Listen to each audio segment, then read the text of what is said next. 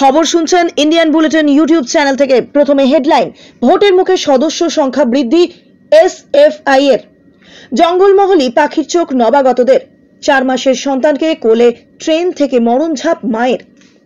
ভেরির আড়ালে পাচার 31 কোটি। শাহজাহানকে জমির দখল সিন্ডিকেটের কিংপিন বলল ইডি। ঈদের আগের দিন পরীক্ষা, অসন্তুষ্ট কলকাতা বিশ্ববিদ্যালয়ের পড়ুয়ারা। বিনা যুদ্ধে নাহি দিব সূচাগ্র মেদিনী। প্রতিদ্বন্দ্বী জুন মালিয়াকে বার্তা বন্ধু অগ্নিমিত্রার।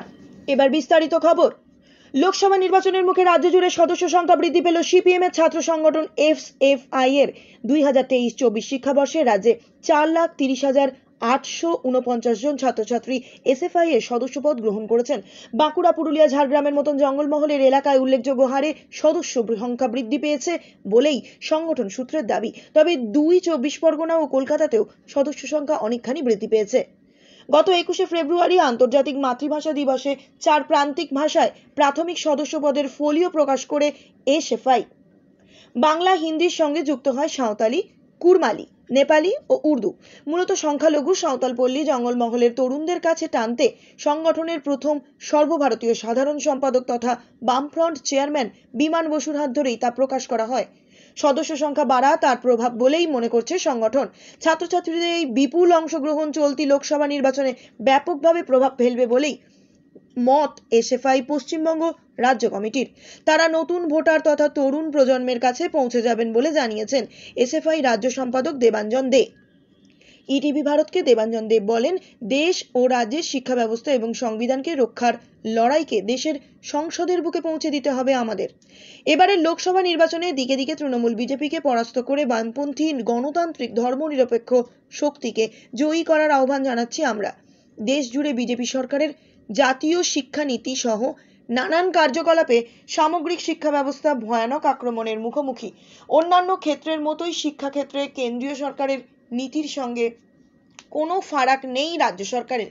তার সঙ্গে যুক্ত হয়েছে ব্যাপক দুর্নীতি। এই দুই সরকার কার্যত যুদ্ধ ঘোষণা করেছে। 4 মাসের পুত্র সন্তানকে নিয়ে চলন্ত রেল থেকে ঝাঁপ দিয়ে আত্মঘাতী মা। ঘটনাস্থলেই মৃত্যু হয়েছে মা ও সদ্যজাতের। সোমবার আসানসোল রেল ডিভিশনের বড়াচক স্টেশন এবং সীতারামপুর স্টেশনের মাঝে দুর্ঘটনাটি ঘটেছে। কিন্তু কেন এমন ঘটনা ঘটল? রেল পুলিশের প্রাথমিক অনুমান, সন্তানের কোনো রোগ নিয়ে মানসিক অবসাদে ভুগছিলেন সদ্যজাতর মা। সেই অবসাদ থেকেই সন্তানকে নিয়ে আত্মঘাতী হয়েছেন তিনি। রেল পুলিশের সূত্রে জানা গিয়েছে, মৃতার বাড়ি ঝাড়খণ্ডের ধানবাদে। রেল পুলিশ আরও জানায়, পাটনাপুরি এক্সপ্রেস ট্রেনে ধানবাদ জেলার বালিয়াপুর ডাঙ্গাপাড়া শিব মন্দির এলাকার বাসিন্দা মৃতা মা ও তার স্বামী ও বাবার সঙ্গে সওয়ার ছিলেন। তারা ভদ্রক থেকে ট্রেনে চড়ে যোশীডি যাচ্ছিলেন। রবিবার রাতে ট্রেনটি আসানসোলে আসে। স্টেশন থেকে ট্রেন ছাড়লে বাথরুম যাওয়ার নামে 4 বছরের ওই শিশুপুত্রকে নিয়ে মা সিট ছেড়ে উঠে আসেন। এরপর বড়াচক স্টেশন ও সীতারামপুর স্টেশনের মাঝে একটি জায়গায় কোলের বাচ্চাকে নিয়ে মা ঝাঁপ দেন ট্রেন থেকে। অন্যান্য যাত্রীরা দেখতে পেয়ে চিৎকার করে ওঠেন। ট্রেন চালকও কোনো দুর্ঘটনার বিষয় আন্দাজ করতে পেরে ট্রেন থামিয়ে দেন। অন্যদিকে দীর্ঘ সময় সন্তান ও স্ত্রীকে দেখতে না পেয়ে রেলের কামরায় খুঁজতে থাকেন স্বামী। তারপরেই স্ত্রীর আত্মহত্যার ঘটনার কথা সামনে আসে।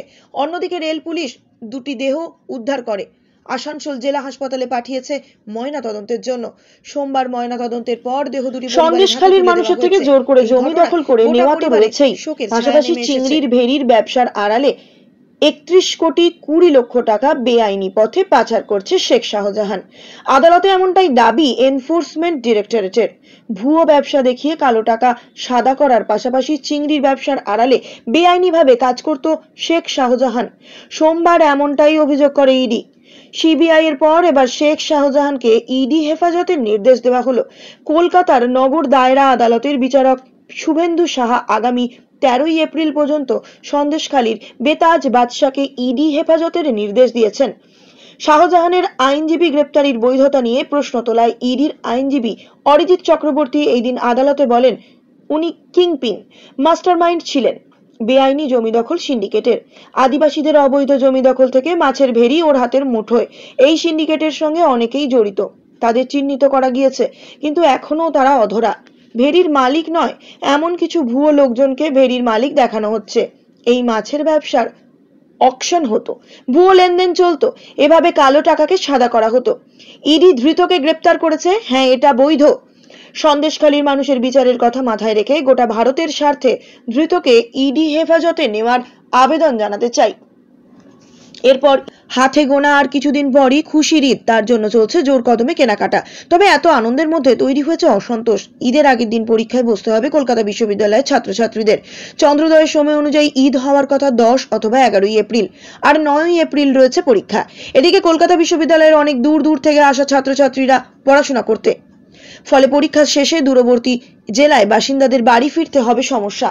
সেই কথা মাথায় রেখে কর্তৃপক্ষকে পরীক্ষার দিন দিয়ে পুনর্বিবেচনা করার দাবি তুলেছে বিশ্ববিদ্যালয়ের স্টুডেন্ট ইউনিটি এবং AIDS এর মতন ছাত্র সংসদগুলি।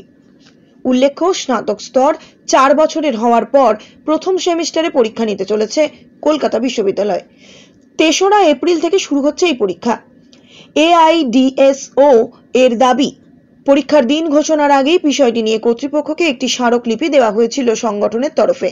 সংগঠনের কলকাতা জেলার সম্পাদকের অভিযোগ, কর্তৃপক্ষের গাফিলতিতেই পরীক্ষার দিনক্ষণ অনেক দেরিতে ঘোষণা করা হয়েছে, সেই কারণে এই সমস্যার সৃষ্টি হয়েছে।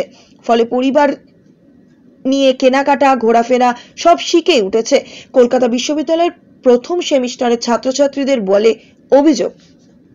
এর আগেও কলকাতা বা অন্য বিশ্ববিদ্যালয়ের ঈদের মধ্যে পরীক্ষা ফেলা নিয়ে অসন্তোষ তৈরি হয়েছে।